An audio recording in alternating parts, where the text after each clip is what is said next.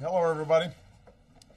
I just received a full briefing from our emergency response teams, including FEMA and agencies that are going to be helpful in the response and recovery efforts, the Department of Energy, the Department of Transportation, the Department of Health, Homeland Security, and the Department of Health and Human Services. Obviously, everybody is aware at this point that this is going to be a big and powerful storm. And all across the eastern seaboard, I think everybody is taking the appropriate preparations. I've spoken to all the governors in all these states. They have issued emergency declarations. Those have been turned around quickly here in the White House. We have pre-positioned assets so that FEMA personnel are working closely with state and local governments. We're making sure that food and water and emergency generation is available for those communities that are going to be hardest hit. We anticipate that the center of the storm is going to hit landfall sometime this evening. But because of the nature of this storm, we are certain that this is going to be a slow-moving process through a wide swath of the country, and millions of people are going to be affected. So the most important message that I have for the public right now is please listen to what your state and local officials are saying. When they tell you to evacuate, you need to evacuate. Do not delay. Don't pause. Don't question the instructions that are being given, because this is a serious storm and it could potentially have fatal consequences if people haven't acted quickly. The good news is that the governors and local officials, I think, have had a few days of preparation. There's been extraordinarily close coordination between state, federal, and local governments. And so we're confident that the assets are pre-positioned for an effective response in the aftermath of the storm. But keep in mind that for folks who are not following instructions, if you are not evacuating when you've been asked to evacuate, you're putting first responders at danger. We're going to have search and rescue teams in and around multiple states all at the same time. And although we've got Coast Guard and the Department of Defense all positioned, if the public's not following instructions, that makes it more dangerous for people, and it means that we could have fatalities that could have been avoided.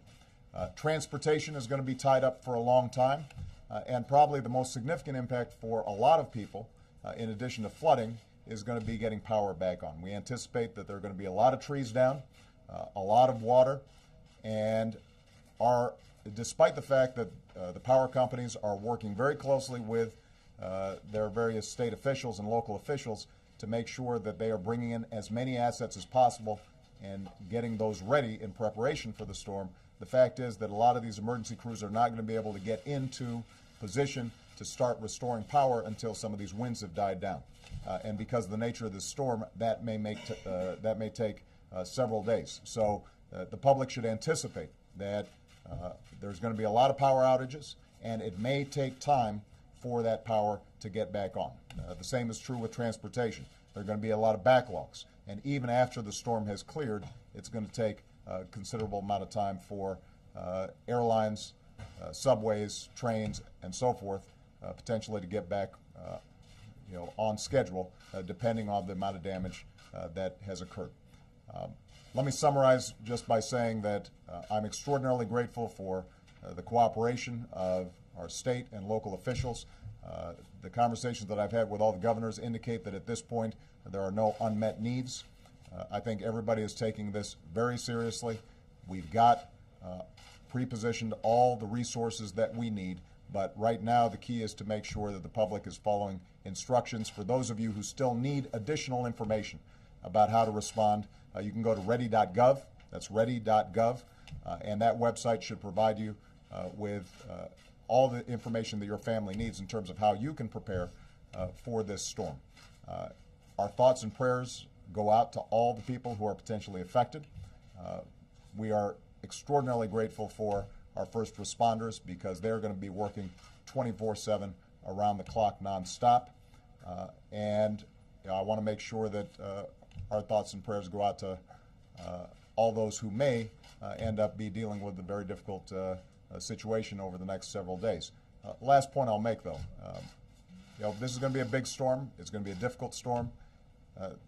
The great thing about America is when we go through tough times like this, we all pull together. We look out for our friends, we look out for our neighbors, and we set aside whatever issues we may have otherwise to make sure that we respond appropriately and with swiftness, and that's exactly what I anticipate is going to happen here. So I want to thank all the federal teams, state and local teams that are in place. I'm confident that we're ready, but I think the public needs to prepare for the fact that this is going to take a long time for us to clean up. The good news is we will clean up and we will get through this. What All right? about the impact on the election, sir? I am not worried at this point about the impact on the election. I'm worried about the impact on families, and I'm worried about the impact on our first responders. I'm worried about the impact on our economy and on transportation. The election will take care of itself next week. Right now, our number one priority is to make sure that we are saving lives, that our search and rescue teams are going to be in place, that people are going to get the food, the water, the shelter that they need in case of emergency, and that we respond as quickly as possible to get the economy back on track. Long time.